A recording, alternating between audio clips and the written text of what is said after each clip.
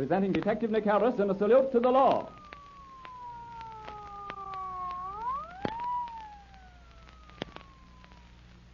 Ladies and gentlemen, once again we bring you Detective Nicholas B. Harris, chief of the internationally known Los Angeles detective agency bearing his name, in a dramatization of one of his true crime stories, proving to the youth of today the folly of committing crime.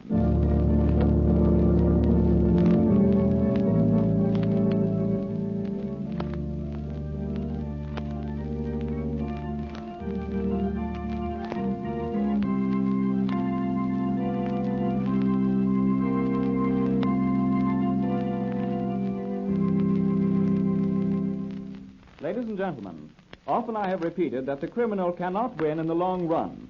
And this evening, as we continue to unfold the true life account of Pearl Lachey, the young blonde shoplifter, we shall see more clearly than ever the truth of my statement. Now, Mr. Harris. Thank you, Mr. Russell, and good evening, everyone. You will remember last week that Pearl Lachey had an overwhelming desire for things that were pretty, an expensive luxury which as a young girl she had been denied. And so Pearl fell into the habit of picking up from department store counters such articles as high-priced silk hose, costly hats, and many similar items.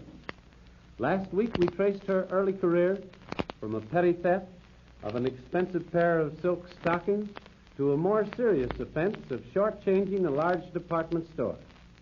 And we finally left her in the act of stealing a $500 wedding gown from one of the city's smartest stores.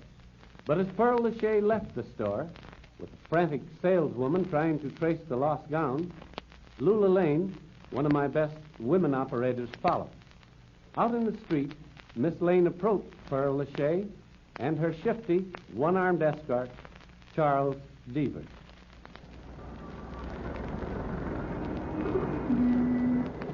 Pearl, hurry up. I think a woman Dick spotted in the store. I don't know, but... Oh, I ain't afraid of them. I've had dealings with them before. And besides, Charles... Can the chatter and come along with me quick. All right. Wait a minute, Pearl. Oh, what do you want, you? I want that $500 wedding gown you've got stuffed inside your clothing. Come with me. Both of you. If you try to get away, you won't make it.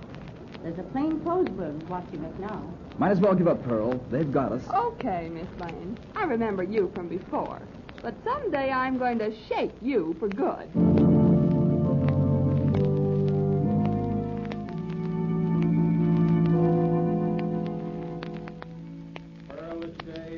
I sentence you to 6 months in jail for attempted theft.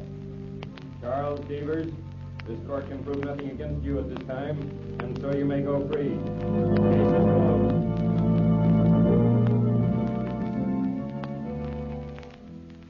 And thus Pearl Lachey, innocent-looking blonde shoplifter, served her first jail term.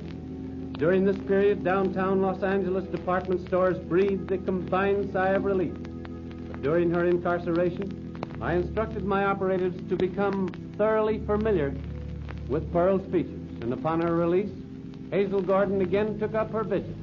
Now aided by Isabel Carpenter, another shrewd woman operator, one day the pair spotted Pearl sauntering along Broadway, dressed smartly and made up to kill.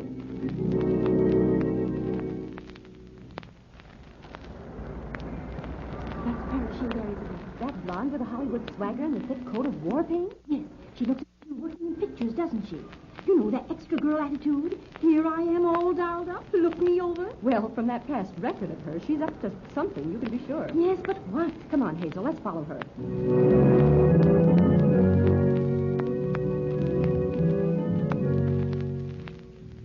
We've trailed that girl for 5 hours, Hazel, and we haven't seen a single suspicious action. No, she just keeps going, does a little honest shopping, and stops at nearly every drugstore she passes.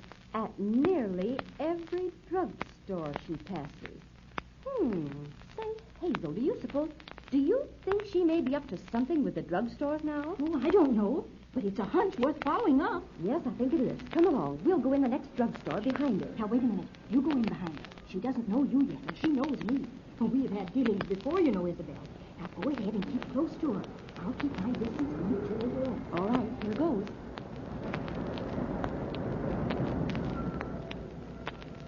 Yes, ma'am. What can I do for you? Give me a 10-cent bottle of Paragard, please. Paragard? Certainly, ma'am. Oh, so that's it. She drinks Paragard. The whole bottle. I'll trail her farther on and make sure. Yes, lady. What will you have? Paregoric, the 10-cent bottle. All right, a bottle of Paregoric. Clerk, give me a 10-cent bottle of Paregoric, quick. Please hurry. So, Pearl Lachey is a dope addict.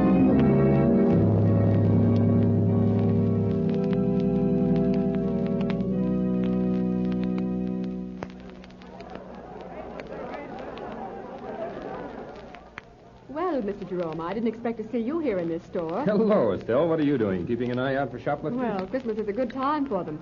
Besides, I do have a little shopping to do myself. Yes. Jerome. What? Oh, Hazel and Isabel. Well, what are you two up to? Oh, we've been trailing Pearl Lachey again, Mr. Pearl Jerome. Lachey? Yes, and Isabel found out why she stops at nearly every drugstore she passes. Well, tell She us about buys a 10-cent bottle of Paregoric, goes to the ladies' room, and drinks the contents of the bottle. Then she's a dope fiend. Yes. it. I see. Well, why are you two here now? Oh, well, Pearl's in here somewhere, but we've lost her. Well, get back on her trail. I'm just shopping, but Estelle and I'll keep our eyes open, too.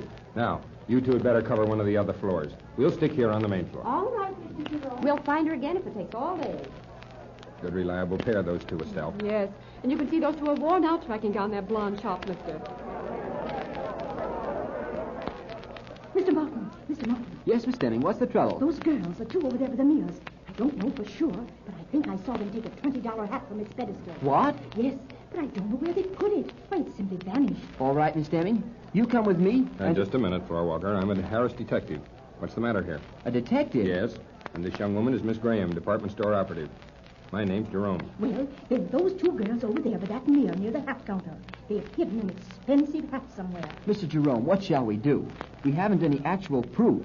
Yet Miss Deming saw them. All right. Now, don't you or your clerk do anything. Just leave them to us. Come along, Estelle. We're shopping. You're the wife, and I'm the shop-worried husband. Come on, we'll go closer. Can't see their faces yet, Estelle. I wish they'd turn around. Well, go ahead and pretend to be looking at these hats here. I'll watch them. Okay. Oh, look. Did you see that, Mr. Jerome? Yes. Pretty slick. She slipped her old hat on that rack and put a new one on her head. Come on, Estelle. They're turning, ready to leave.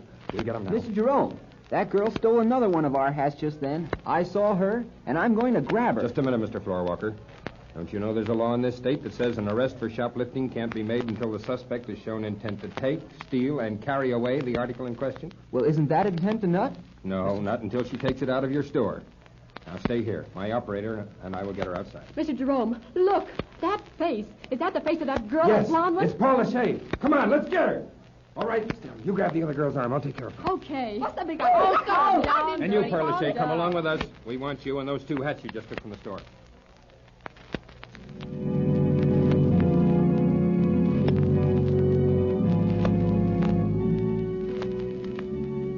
So Pearl Lachey was once again arrested and convicted on charges of theft. And once more she went to prison. Her younger companion, in whose blouse was found the $20 hat first stolen, was sentenced to juvenile hall. And so twice, the young blonde shoplifter beat the law. Twice she had gone up for brief terms. Another year passed. And then, with reports of stolen dresses coming into our office from other department stores, I detailed Estelle Graham. She was put back on the job. This time, she put to use a brand new idea. And this is how it worked out. She went into that fitting room, Miss Graham. I see, Mr. Jones. And you say you first saw her wearing a salesgirl's apron with a sales book in place, carrying the frock that way. Yes, and I don't know that girl. I'm a floor walker here, you know. And I know on sight all of our clerks. Well, it's probably that Pearl Lachey again. Follow me. I've got a little gadget fixed up in all the fitting rooms here, Mr. Jones. Perhaps we shall discover something. Miss Estelle Graham and the floor walker tiptoed to a secluded spot behind the fitting room just entered by this new suspect. And standing on a chair, Estelle looked into a small cylinder of an ingenious periscope she had fitted out for this very purpose. You were right. It's a steal, and it's Pearl Lachey wrapping that frock around her waist. I'll nab her outside.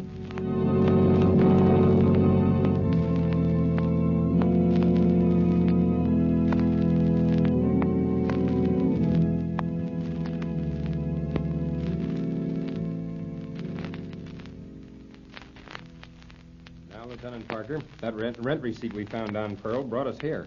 But under the doorbell outside, the name listed was Pearl Farley.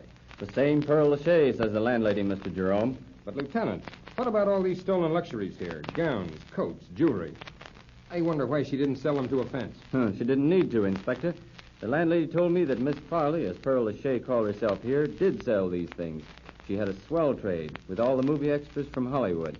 Here, Mr. Jerome, is where they got their fancy wardrobes. So that's it, huh? Sold this stuff to the extras, and probably dirt cheap, too. That's right.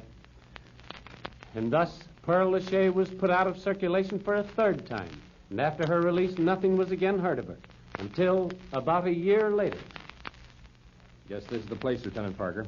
Yeah, those Case brothers who robbed telephone boxes of nickels, dimes, and quarters gave this address for Ed Farley, the guy they said sold them the master key to open telephone. Farley? Say, that brings something back to my mind. Come on, let's knock.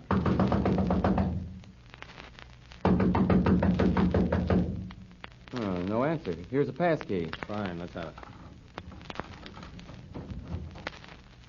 Well, nobody here. Let's look around, Parker. Sure. Wonder where this Ed Farley kept those... Wait a minute. What's that? A dame. Pearl Lachey. Oh, you... Lieutenant, after her. Get her.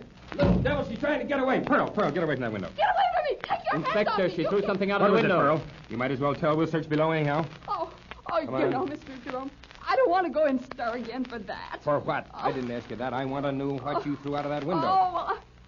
High pose. Dope again, eh, Pearl? Well, come along with me. Right now, we want to know something about master keys that fit telephone coin boxes. You stay here and search the place, Parker. And this nearly ended the case of Pearl Lachey, who was exonerated on the telephone coin box card, as she gave us information leading to the arrest of the maker of the master telephone box keys. But several months later, the final chapter of The Blonde Shoplifter was at last written in San Francisco.